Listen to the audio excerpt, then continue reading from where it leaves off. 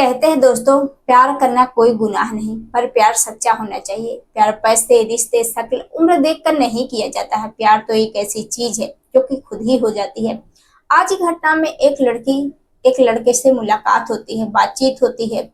दोनों एक दूसरे का नंबर ले लेते हैं, बातचीत करना शुरू हो जाते हैं। धीरे धीरे ये दोनों एक दूसरे को चाहने लगते हैं, प्यार करने लगते हैं। एक दिन लड़का अपने प्यार का इजहार करता है कि मैं तुमसे बहुत ज्यादा प्यार करता हूँ, मैं तुम्हारे साथ शादी करना चाहता हूँ, अपनी जिंदगी बिताना चाहता हूँ। अब जो लड़की रहती है वह भी अपने प्यार का इजहार करती है और वह भी चाहती है कि हम दोनों की शादी हो जाए। लेकिन घर वाले इस रिश्ते से नाखुश रहते हैं, दोनों बेहद परेशान। अब दोनों यही सोचते हैं कि चलो हम दोनों अपने अपने घर वालों को मनाते हैं।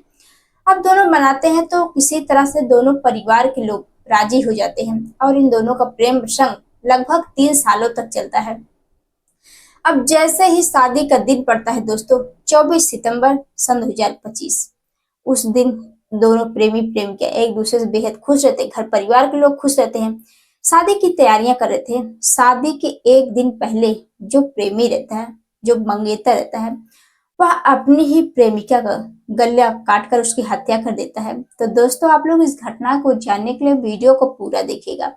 हेलो दोस्तों, क्राइम हर कदम में आप लोगों का स्वागत करती हूँ। मैं आप सबके सुमन, उम्मीद करती हूँ आप सब अच्छे होंगे। फ्रेंड, आज की जो घटना है यह हिमाचल की है। यहीं पर एक परिवार रहता है, प्रवेश कुमार का परिवार। जो प्रवेश कुमार रहता है वह अपने माता पिता के साथ खुशहाल तरीके से रहने लगता है।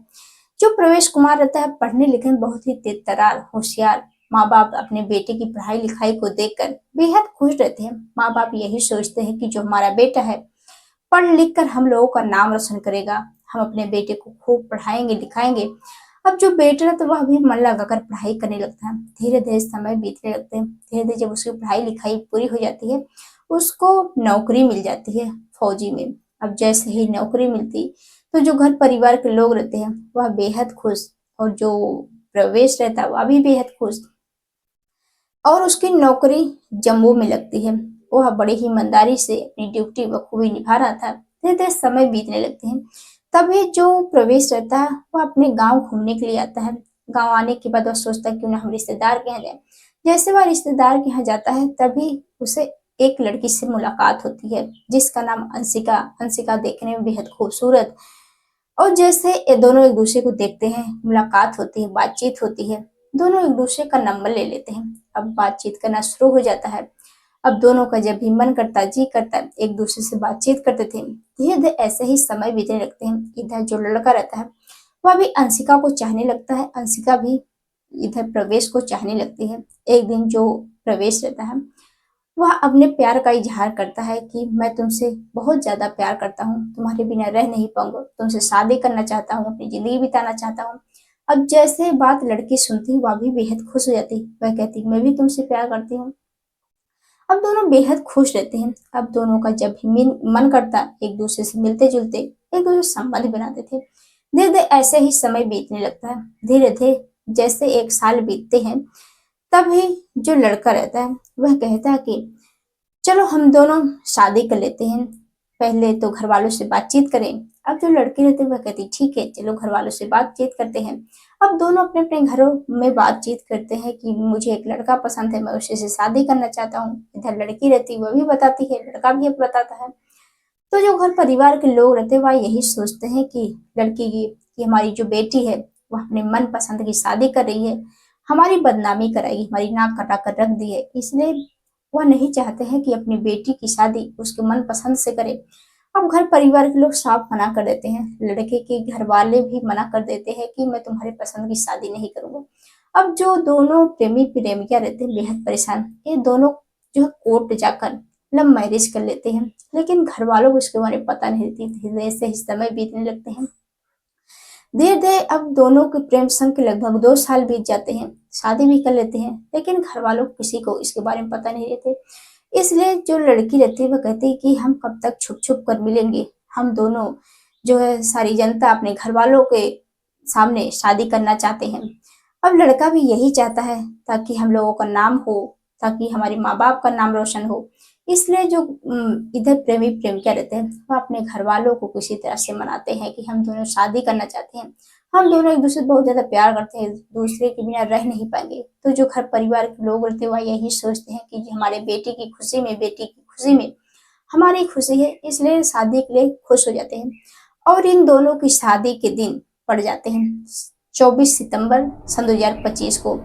दोनों घर परिवार के लोग बेहद खुश रहते हैं, शादी की तैयारियां कर रहे थे। इधर जो प्रेमी प्रेमिका रहते हैं वह भी बेहद खुश रह जाते हैं।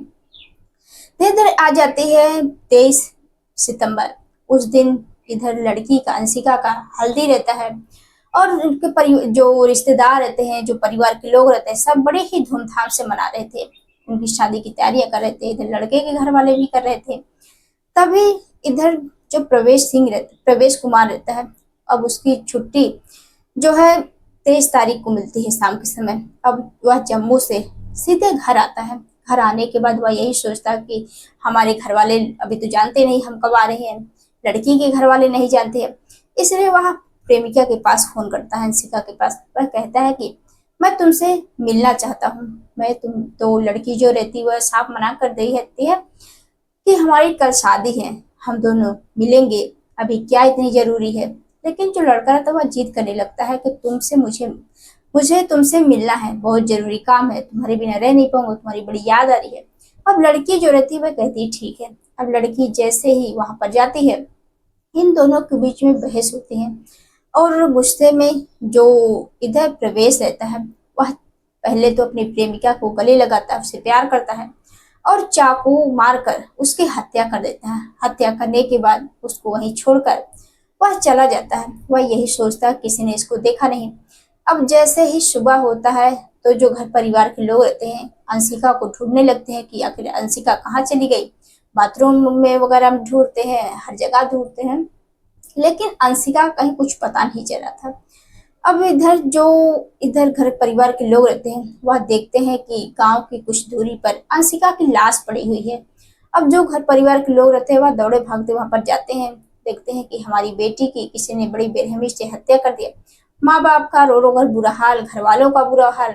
अब जो माँ रहती है वह सोचती है कि हमारी बेटी के साथ ये सब किसने किया, क्योंकि जो प्रवेश के चाचा हैं जिसका नाम संजीव कुमार है वह शादी से नाखुश था, वही सब कुछ किया है, क्योंकि वह नहीं चाहता है कि हमारी बेटी की शादी उस घर हो, उस घर वह दुल्हन बन कर जाए। ये सब चीजें अब माँ पूरी तरह से कहती है कि हमें शक है कि जो संजीव कुमार है वही हमारी बेटी के साथ ऐसा काम किया है। वह तुरंत पुलिस थाने जाती है और रो रो कर सारी बात बताती है कि साहब, जो हमारा होने वाला दामाद है उसके चाचा है जिसका नाम संजीव कुमार है, उसने मेरी बेटी की हत्या कर दी। अब जो पुलिस वाले रहते हैं जैसे बात सुनते हैं वह तुरंत संजीव कुमार के घर पहुंचते हैं और उसे पकड़कर उससे पूछताछ करते हैं।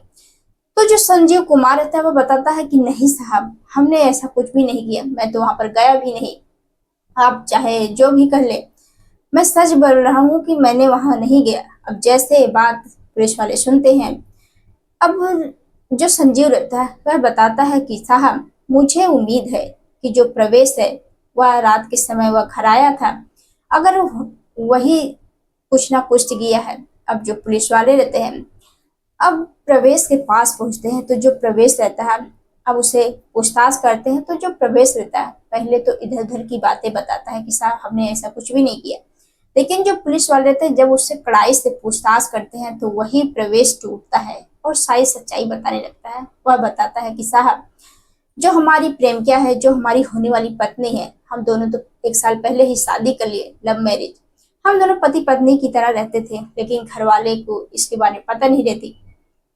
लेकिन जो हमारी पत्नी यानी जो अंशिका प्रेमिका है वह आए दिन मुझसे लड़ाई झगड़े करती थी, वह हर बात पे हमें टोकती थी, रोकती थी कि तुम्हें ये सब करना नहीं।